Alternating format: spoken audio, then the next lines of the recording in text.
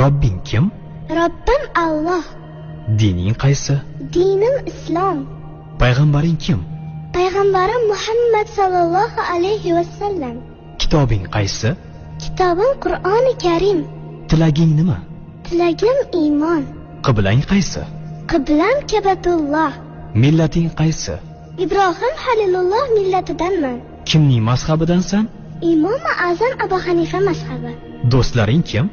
Do'stlarim chahor yorlar. Ular kimlar? Abu Bakr Siddiq, Hazrati Umar, Hazrati Usmon, Hazrati Alidir. Qachondan beri musulmonsan? Al-Misoqdan beri. Al-Misoq nima?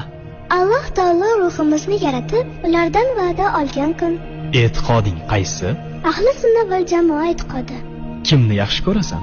Alloh taoloni. Undan keyinchi?